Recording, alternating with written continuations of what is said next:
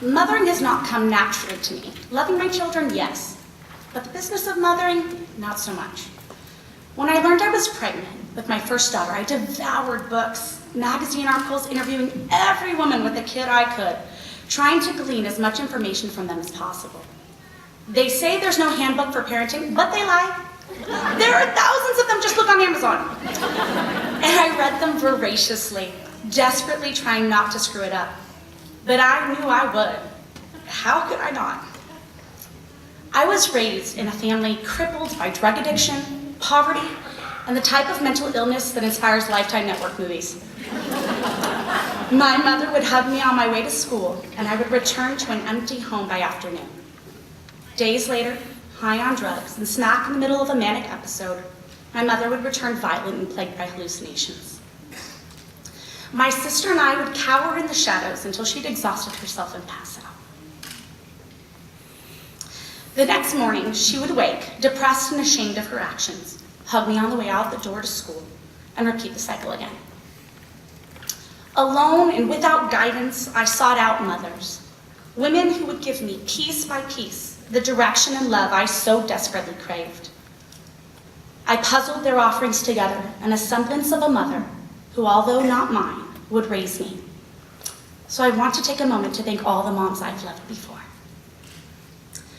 There was Mrs. Blackford, my kindergarten teacher, who saw within me a child full of spirit. When I returned to visit a surly 8th grader, she hugged me, then walked over to the wall, removing a painting I had done in her class as a 5-year-old. "This is yours," she said, holding out the laminated rainbow. "I've thought of you all these years." Miss Main, she was my 2nd grade teacher who sent me to 3rd grade enrichment when she knew I could do more. She also took me home on the weekends, doing what she could to keep me safe when there wasn't the refuge of school to save me. Dorian Krause, who I've called my fairy godmother from the first time I met her in an art class sponsored at my school, has become one of the most influential women in my life. She nurtured in me an appreciation for the arts, but beyond that, she invested in me. She invested time, money, love, showing me the world far beyond the walls of my Section 8 housing projects. She gave me eyes to see the vast beauty in the world and gave me the desire to reach for it. Debbie, my dear friend's mother, fostered my sister and me for a year.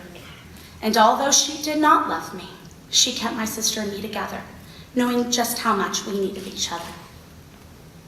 In high school, I practically lived at my friend Courtney's house. The pantry was always full when I'd arrive, and by the time I'd overstayed my welcome through dinner, it was empty. But her mother, Ginny, kept feeding me all the same. I don't know if she knew it would be the only food I would have eaten that day, but her generosity kept me from starvation. Joelle, the mother of another high school friend, would stand in the place of my mother whenever there was a need for one. Someone to encourage me to go to college, she helped me apply. To check that I was safe when I spent my first semester abroad, she called weekly. Wisdom teeth impacted, she paid for the removal surgery because my parents didn't have insurance. By the time I'd made it to college, there were fewer mothers to find, but I kept looking all the same. When I met my husband, he didn't know it at the time, but he would become my 8th mother.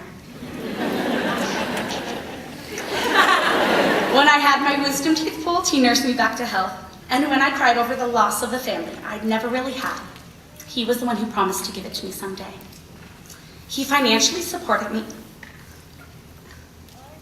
when my bank account read negative. And he celebrated my success as I became the first person in my family to graduate college. On surer footing, I began my adult life, no longer in need of such mothering.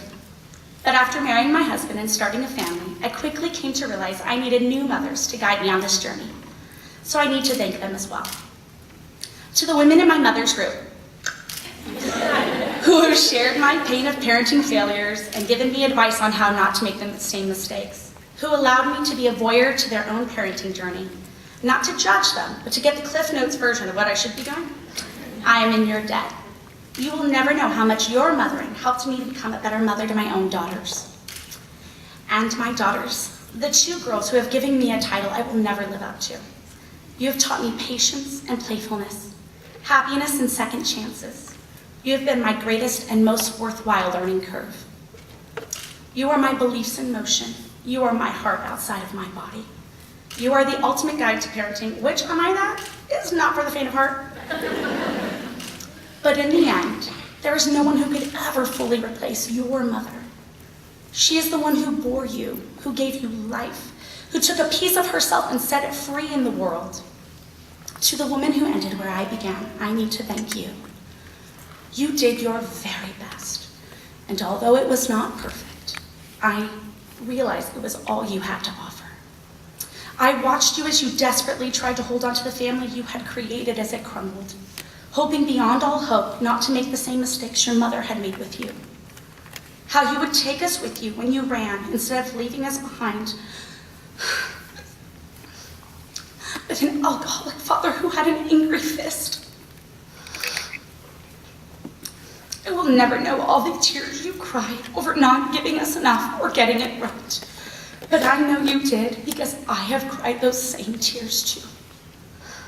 But ultimately, I thank you for your love because sometimes that is all we have to offer. And that, well, it's enough. Thank you.